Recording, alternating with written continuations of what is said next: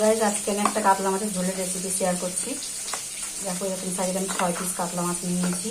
3 piece ভাজা হচ্ছে, ভাজা বসিয়ে দিয়েছি, আর 3 পিস রয়েছে তোমাদেরকে দেখালাম। আর এখানে মিক্সির বাটিতে আমি নিয়ে নিয়েছি পেঁয়াজ আর আদা বাটা।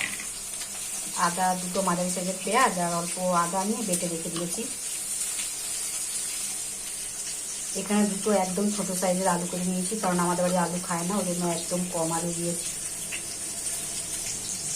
এদিকে দেখো যে 3টে মাছ ভাজা আমি বসিয়ে দিয়েছিলাম, মাছগুলো প্রায় হয়ে গেছে, একটু উল্টে দিচ্ছি। মাছ ভাজাগুলো হয়ে গেছে, আমি এখন তুলে নিচ্ছি। এখন বাকি 3টে মাছ দিয়ে দিলাম।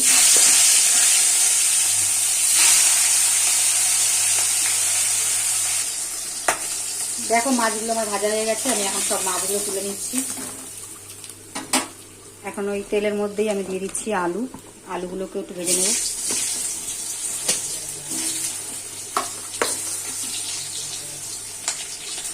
একই তেলে আমি আলুগুলো দিয়ে দিলাম। এখন আলুগুলোকেও লাল লাল করে একটু ভেজে নেব। এদিকে দেখো আলুগুলো আমার ভেজে নেওয়া হয়ে গেছে, আমি এখন ওই তেলের মধ্যে আর একটু তেল দিয়ে দিচ্ছি।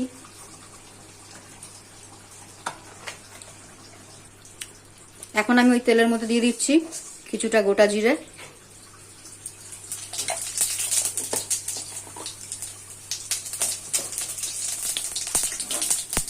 জিরেটা ভালো মতো ভাজা ভাজা হয়ে গেলে এখন দিয়ে দিচ্ছি একটা মাঝারি সাইজের পেঁয়াজ কাটা।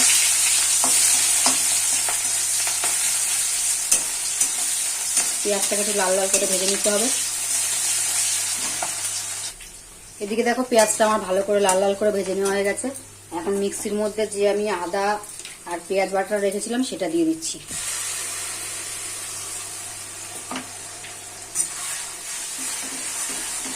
আদা পেঁয়াজ বাটাটা দিয়ে ভালো করে কষিয়ে নিতে হবে। ঝোলটা একটু হালকা পাতলাই করব, বেশি গাঢ় ঝোল করবো না। এখন এই মশলার মধ্যে দিয়ে দিচ্ছি আমি লবণ, পরিমাণ মতো লবণ দিয়ে দিচ্ছি।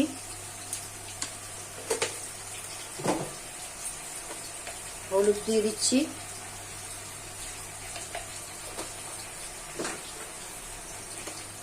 কিছুটা লঙ্কার গুঁড়ো দিয়ে দিচ্ছি। এগুলো দিয়ে ভালো করে নেড়ে কষিয়ে নেব। এদিকে দেখো একটা বাটিতে আমি একটু জিরের গুঁড়ো আর একটু ধনের গুঁড়ো রেখে দিয়েছিলাম, এখন সেটা দিয়ে দিচ্ছি। এগুলো দিয়ে ভালো করে মশলাটা আর একটু কষিয়ে নিতে হবে। একটু সামান্য পরিমাণ জল দিয়ে দিচ্ছি, জল দিয়ে আর একটু কষাবো।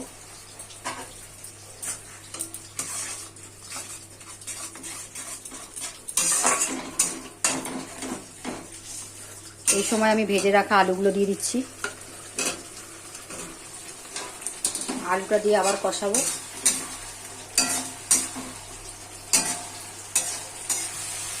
এদিকে দেখো মশলাটা আমার ভালো মতো কষে গেছে, এখন আমি অল্প অল্প করে জল দিয়ে দেবো।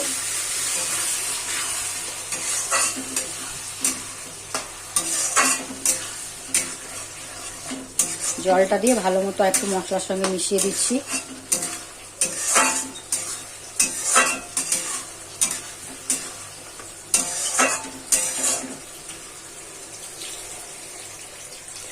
এবার আমার যতটা জল দরকার, যেরকম হালকা বা পাতলা রাখতে পারবো সেরকম জল দেব।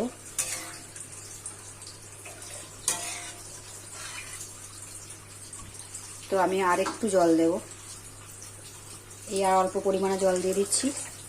ব্যাস এতটাই থাকবে, এবার আমি ফুটতে সময় দেব। এদিকে দেখো মাছের ঝোলটা আমার ভালো মতো ফুটে গেছে, একটু নাড়াচাড়া করে দেব। একটু নাড়াচাড়া করে এখন আমি এই ভেজে রাখা মাছগুলো একটা একটা করে দিয়ে দেবো।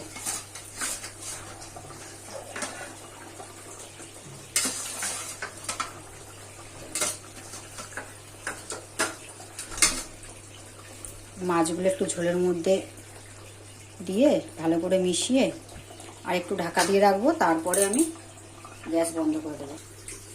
তো দেখো ঢাকাটা আমি এখন খুলে দিচ্ছি। মোটামুটি আমার মাছের ঝোলটা হয়ে গেছে। এই সময় একটু নেড়ে দেবো। তোমরা তোমাদের এই সময় লবণটা একটু দেখে নিতে পারো, কম হলে দিতে পারো, কম বেশি। এখন আলুটা দেখে নিই, আলুটাও আমার পুরোপুরি ঠিক হয়ে গেছে, ঠিক মতো সেদ্ধ হয়ে গেছে। আমার মোটামুটি এতটাই ঝোল দরকার, আর একটু ফুটতে দেবো, আর একটু ফুটলে তারপরে বন্ধ করবো। দেখো এই লঙ্কাগুলো আমি রেখেছিলাম দিতে, যেহেতু ভুলে গেছি। এই সময়ও দেওয়া যায়, কোনো ব্যাপার না, যেহেতু আমার ঝোলটা একটু ফোটাচ্ছি।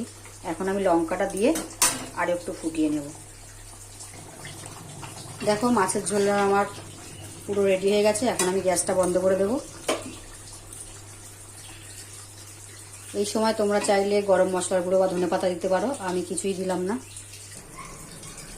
এদিকে দেখো আমার কাতলা মাছের ঝোল পুরো রেডি।